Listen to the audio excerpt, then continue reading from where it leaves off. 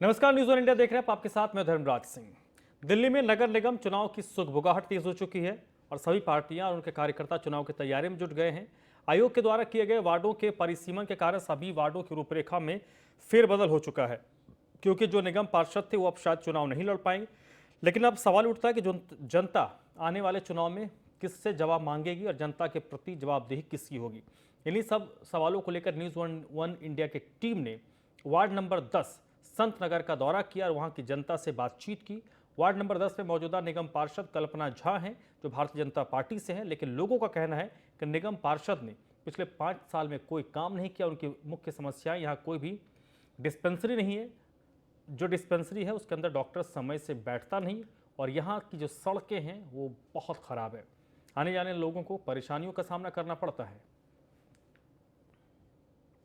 Sir एक तो dispensary है, नाला की गंदगी आप देख ही रहे हैं। आज के जो है रोड वगैरह हैं, ये कितने हो रहे हैं। थोड़ा भी हो जाए तो और बढ़िया अच्छी चीज़ है। इस वजह से जो है बड़े परेशान हैं यहाँ के लोग। जो है डिस्पेंसरी से ज़्यादा परेशान है, क्योंकि डॉक्टर 12 बजे के बाद नहीं बैठते, दवा भी वो ऐसी देते हैं उल्टी सीधी। और तो जी और बेरोजगारी। विकास की बात कोई नहीं करता, क्योंकि जो बोलता है तो उसको बोलता है तू क्यों बोलता है। क्यों लो आदमी हमेशा डरता है। मैं आपको बता रहा हूँ, ये जिन ढेर देखिए आप गंदगी, पीछे देखिए दिल्ली में हर गांव के जोड़ का विकास होगा। देखिए इसका ये विकास, देखिए विकास ही विनाश है। तो ये नाला है, गंदगी हो रही है। इस नाले को ढकने का प्लान है, कई सालों से हम सुन रहे हैं। हमें 10 साल हो गए सुनते ये ढका जाएगा। आज तक तो कोई ढका नहीं गया और आगे कोई प्लान नहीं। आगे ये सीधा रोड है, ये भी टूटा फूटा पड़ा है, ये भी सारे में गड्ढे हो रहे हैं, ट्रैफिक जाम, गंदगी, बुरा हाल हो रहा है। सारे लीडर आते हैं, सब पार्टियों के भाई सारे दिलासा दे के चले जाते हैं, ये होता नहीं कुछ। हाँ, आप ये बताएं, यहाँ आने वाला चुनाव है निगम का। हाँ उसमें निगम ने अब तक कैसे काम करे हैं यहाँ? सर, कोई काम नहीं किया अभी, कोई काम नहीं किया अभी। ये आपका के कूड़ादान पड़ा, आप देखते हो उसको, कोई विकास नहीं हुआ यहाँ कोई विकास नहीं हुआ है यहाँ। ना तो आम आदमी के आदमी कोई काम कर रहा है और ना यही कर रही है। यहाँ के जो निगम पार्षद हैं, हाँ जी, क्या नाम है? कल्पना झा। तो उन्होंने कोई काम करा? कोई काम नहीं किया।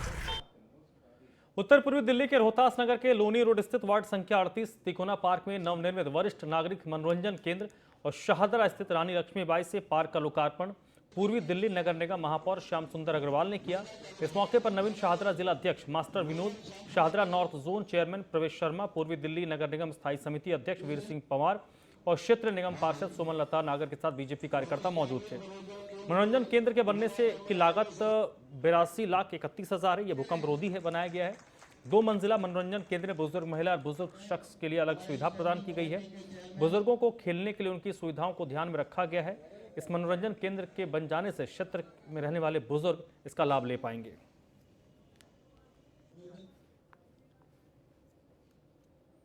सुमलता जी नागर के यहाँ पर रिक्रेशन सेंटर का उद्घाटन मेयर साहब ने किया। बहुत खुशी की बात है, निगम ने पैसे की कमी होने के बावजूद भी सदैव यहाँ के जो विधायक हैं उनकी निधि से यहाँ ये कार्यक्रम हो पाया। बहुत अच्छा मनोरंजन केंद्र बना है। मैं शुभकामनाएं देता हूँ सुमलता नागर जी, आपको बहुत धन्यवाद। आज वरिष्ठ नागरिक मनोरंजन केंद्र का उद्घाटन करके बहुत बड़ी सौगात इस वार्ड को मिली है। जो हमारे बुजुर्ग लोग होते हैं उनका समय काटना, समय को पास करना बहुत मुश्किल हो जाता है। अब यहाँ पे आके अखबार पढ़ पाएंगे, इंडोर गेम्स खेल पाएंगे, लूडो खेल पाएंगे, कैरम बोर्ड खेल पाएंगे, उनका समय पास होगा। क्योंकि हमारे वरिष्ठ लोग हैं वो चाहते हैं कि मुझे कुछ समय देने वाला मिले, मेरे साथ बात करने वाला मिले, लेकिन आज व्यवस्था इतनी ज्यादा है, उनके बच्चे भी उनको समय नहीं दे पाते, उनसे बातचीत नहीं कर पाते। ये उनको एक बहुत बड़ा सहयोग देगा। ये मनोरंजन के जीवन को बदलेगा, उनके जीवन को आगे बढ़ाएगा।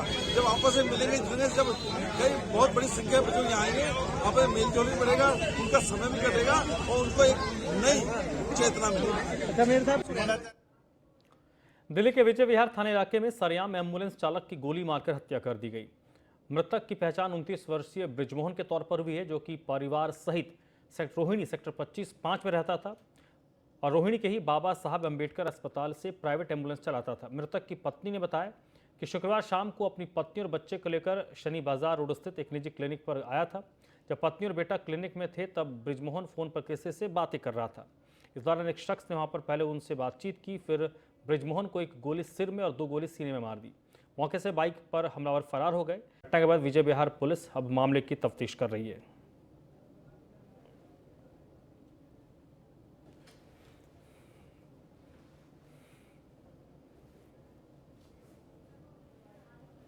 मैं अपने बच्चे को दवाई दिलाने गई थी।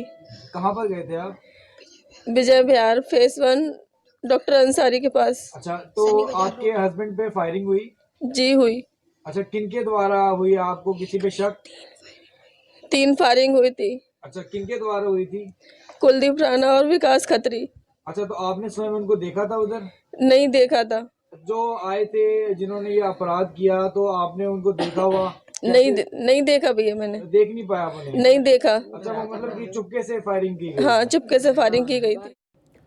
दिल्ली के बवाना इलाके में राजीव रत्न आवास योजना के फ्लैट गिरने से 4 लोगों की मौत हुई। घटना के बाद मृतकों के परिजनों ने प्रशासन को हादसे का जिम्मेदार बताया है। मृतक के परिजनों का आरोप है कि सरकारी विभागों की लापरवाही के कारण ही हादसा हुआ है। सालों से बनकर जर्जर हो चुके सभी फ्लैट, जिसके कारण बिल्डिंग अचानक से भरभरा कर गिरी है, जिसमें एक बच्ची और महिला समेत 4 लोगों की मौत हो गई, जबकि 2 लोग इस हादसे में घायल हैं, जिनका इस वक्त अस्पताल में इलाज चल रहा है। दरअसल ये फ्लैट 2008 में बनकर तैयार हो गए थे, जिससे वहाँ झुग्गी है, वहाँ मकान की योजना के तहत बनाया गया था, लेकिन उसे करीब 14 साल बीतने के बाद भी आवंटित नहीं किया गया, जिसके बाद ये फ्लैट जर्जर हो गए।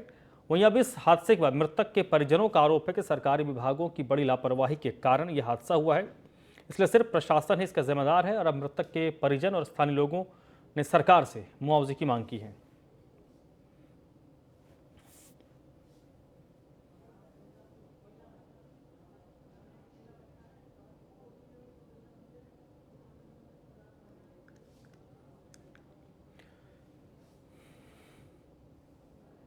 एनसीबी की टीम ने देश के अलग अलग राज्यों में छापेमारी कर ड्रग्स रैकेट का भंडाफोड़ कर 22 लोगों को गिरफ्तार किया है।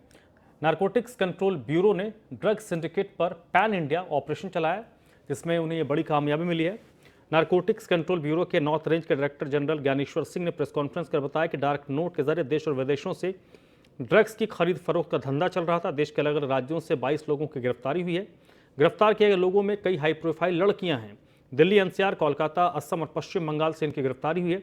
बड़ी बात यह है कि सभी आरोपी पढ़े लिखे हैं, जिनमें प्रोफेसर, इंजीनियर, MBA हैं और सभी की उम्र 18 से 35 साल के बीच है। नारकोटिक्स की टीम को 4 महीने से ऑपरेशन को चलाया जा रहा था। अभी भी टीम लगातार काम कर रही है। देश में सप्लाई होने के लिए सारा ड्रग्स विदेशों से आ रहा था। नारकोटिक्स की टीम पर हर पहलू पर जांच कर रही है और इसमें कुछ और भी नाम अब सामने आ सकते हैं। मेजरली वैसे तो लिंक्स इसके और भी जगह पे हैं, पर ये वो स्टेट्स हैं जहां से अरेस्ट और सीजर्स हुए हैं। बाकी लिंकेजेस तो हर छोटे मोटे शहर और कस्बे में मिल जाएंगे। बाकी ये जो कंट्रीज हैं, USA, UK, नीदरलैंड, पोलैंड, यहाँ से ये लोग अपना माल सोर्स करते थे कुरियर के थ्रू, इंडिया पोस्ट मेजर। तो यहाँ से माल सोर्स करते थे। माल जो है यहाँ के मेजर टियर 1 सप्लायर्स के पास लैंड करता था, फिर वो फर्दर आगे अपने नीचे मॉड्यूल्स को भेजते थे। देखिए, इसमें जो हमारा नोटिस हुआ कि ये घर घर ड्रग पहुंचाने की बात है। मतलब क्वांटिटी ऐसा नहीं है कि 10 किलो चरस जा रही है, हो सकता है 100 ग्राम चरस जा रही हो, लेकिन 100 ग्राम के 1000 पैकेट जा रहे हैं। तो ये वॉल्यूम पे लोग काम करते थे। छोटे छोटे कंसाइनमेंट होते थे और फॉरेन के प्रोडक्ट्स होते थे जिनकी सेल वैल्यू काफ़ी हाई होती है। इनफैक्ट इस केस में हमारे सामने एक बेकरी का भी आया। उन्होंने बेकरी के आइटम्स में भी हैश मिक्स करके और चॉकलेट्स और इस तरीके की चीज़ें बेच रहे थे। इससे हमें क्लू मिला कि दिल्ली NCR में भी इसका लिंक है। तो दिल्ली टीम ने इनिशिएटिव लेते हुए यहाँ पे उस आदमी को एप्रीहेंड किया। उसके पास से ही रिकवरी हो गई, फिर उसके घर से रिकवरी हुई, फिर उसके गैजेट्स और उसके इंटेरोगेशन में जो चीज़ें सामने आई, उससे हमें लगा कि ये काफ़ी बड़ा नेटवर्क है। कलकत्ता वाला भी NCB का केस है। कलकत्ता वाला NCB का केस है। कलकत्ता में भी 8 केस किए गए हैं। दिल्ली पुलिस की स्पेशल टीम ने बाबा गैंग के गुर्गे को पकड़ा है। इंस्पेक्टर शिव कुमार की टीम ने अपने नेटवर्क के द्वारा इस गैंगस्टर को पकड़ा है। पकड़ा गया आरोपी कुख्यात बदमाश है। इसका नाम सुमित धनकर है, जो झज्जर हरियाणा का है। पुलिस को सुमित के पास एक सेमी ऑटोमेटिक पिस्टल मिली है। सुमित ने नजफगढ़ में स्थित गौशाला के चेयरमैन से 1 करोड़ की रंगदारी मांगी थी। तभी से स्टाफ ने अपना शिकंजा कसना शुरू किया था। सुमित अभी कार से आउटर रिंग रोड के बस स्टैंड पर पहुंचा, उसी वक्त पुलिस ने इस पर कार्रवाई की और इसे पकड़ा है।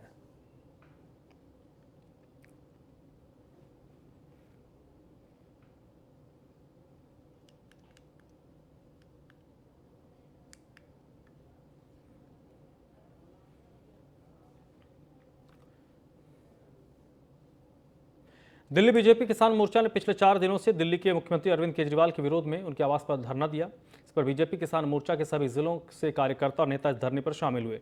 बीजेपी के सांसद रमेश बिधोड़ी इस धरने में शामिल होने पहुंचे, जहां पर उन्होंने कहा कि अरविंद केजरीवाल सिर्फ कहने के लिए हितैषी बन रहे। केजरीवाल सरकार सरासर झूठों की सरकार है। बीजेपी सांसद विधोड़ी ने केजरीवाल सरकार पर आरोप लगाते हुए कहा कि किसान मोर्चा पिछले कई दिनों से सभी समस्याओं को लेकर अपनी मांग रख रहे हैं, लेकिन केजरीवाल सरकार के कान में जूं तक नहीं रेंग रही। जब केंद्र सरकार ने किसानों का बजट 8 गुना बढ़ा दिया, वह केजरीवाल सरकार ने किसानों का बजट 2000 करोड़ से 800 करोड़ कर दिया है।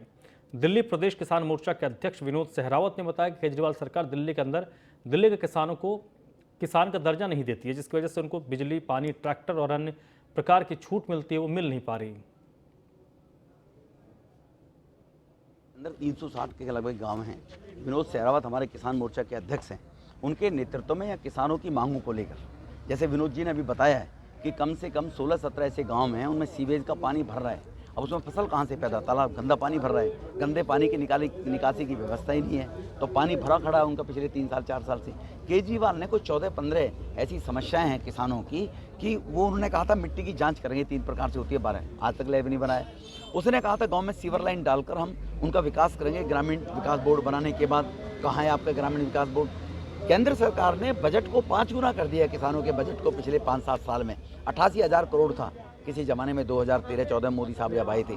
आज बढ़ते बढ़ते वो बजट 4,70,000 करोड़ हो गया, 5 गुना। और इसने 1,000 करोड़ था, उसको 900 करोड़ कर दिया दिल्ली का बजट। इसने कहा था कि मैं धारा 33 और 31 को समाप्त करूंगा, किसान अपनी मर्जी से अपनी भूमि का उपयोग कर सके। आज 4 भाई हैं, 1 एकड़ ज़मीन है, 1-1 बीघे बट गई सब में। अब वो उसमें एक कमरा बनाना चाहता है, रहना चाहता है, उसको कहते हैं ग्राम समावेश कर देंगे तुम्हारी, तुम इसका लैंड यूज चेंज क्यों कर रहे हो? आज तक किसी ने कैबिनेट की मीटिंग नहीं बुलाई अपनी, आज तक केंद्र सरकार को प्रपोजल नहीं भेजा इसने जी कि भाई ये अंग्रेजों के ज़माने का कानून खत्म करो, इसको नहीं किया। सुननी पड़ेगी मजदूर किसान की, तो सुननी पड़ेगी। एक तरफ तो अपने किसान हितैषी कहते हैं, पूरे आंदोलन में वो है नहीं, कहाँ किसान थे? जैसे आदरणीय रमेश जी ने बताया, एक 35 गांव हैं, मैं उन 35 गांव में गया हूं और वो 6 साल से पानी खड़ा है और गंदा पानी खड़ा है।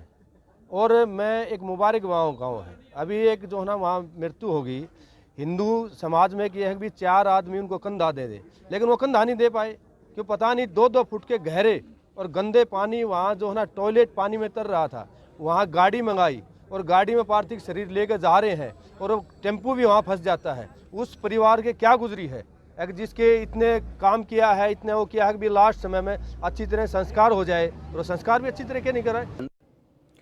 आनंद विहार स्थित क्रॉस रिवर मॉल के पास रिक्शा पर बैठी महिला से बैग लूटकर फरार हुए बदमाशों को पुलिस ने गिरफ्तार किया है। घटना के दौरान महिला गंभीर रूप से घायल हुई है, जिसके कारण उनको अस्पताल में भर्ती कराना पड़ा। महिला की हालत बेहद गंभीर है। इस मामले में पुलिस ने 2 आरोपियों को गिरफ्तार किया है। अब बता दें कि शंकर नगर एक्सटेंशन के रहने वाली 40 वर्षीय ऋतु बीते सोमवार को ई रिक्शा से जा रही थी, तभी बाइक सवार 2 लड़कों ने उसका पर्स छीनने की कोशिश की। वारदात के दौरान महिला ई रिक्शा से नीचे गिर गई और उसके सिर पर गंभीर चोट आई। वारदात के बाद बाइक सवार मौके से बैग लेकर फरार हो गए। इस घटना को लेकर आनंद विहार थाने में लूट और गैर इरादतन हत्या का मामला दर्ज कर उन्हें गिरफ्तार कर लिया गया।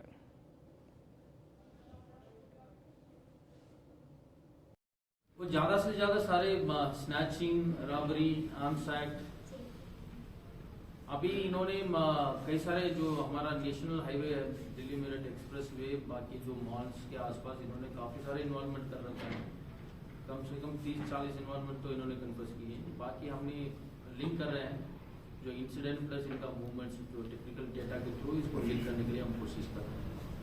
सारा दिल्ली में इन्वॉल्व है, जो जितने भी पुराना केसेस है सारे पूरा दिल्ली में, तिलक नगर, बुराड़ी, साउथ दिल्ली, अम्बेडकर नगर, रिताला, रोहिणी, आउटरना, हर जगह पे पिछले 1 साल से ये एक्टिव है। इस दिल्ली ट्रांस यमुना में इनके साथ 2 ही लोग हैं या और भी इनकी टीम में शामिल हैं लोग? बेसिकली हमें भी लग रहा है इनका जो हम डोसियर चेक किए, पुराना इन्वॉल्वमेंट चेक किए, उसमें ये एक सिंडिकेट है। ये कई सारे जो इनका गैंग है इसी इंसिडेंट में तो 2 आदमी हैं, लेकिन ये हर रोज ना अलग अलग वो बड़ी पेयर में वो जाते हैं, अलग अलग पार्टनर्स कंपनी चेंज करके जाते हैं, उसी में हमारा पूछताछ वो चल रही है। का पीसी रिमांड लेंगे और हम बाद दरियाफ्त देखेंगे कि इसमें और कौन कौन लोग इन्वॉल्व हैं। तो अगर हमें उसमें पता चलेगा कि इनका सिंडिकेट बनता है तो डेफिनेटली बनाएंगे, we will put also, but अभी कहना अभी पॉसिबल नहीं है। बट ये है कि हाँ उसका एक अलग प्रोसेस होता है, उसमें देखना पड़ता है कि वास्तव में जो पुराने इनके साथी हैं उनके साथ कितनी वारदातें इन्होंने करी हैं, किस तरीके से सिंडिकेट बना के इन्होंने अपनी प्रॉपर्टीज बनाई हैं। तो उसमें हम देखेंगे, अगर हमें लगेगा तो डेफिनेटली हम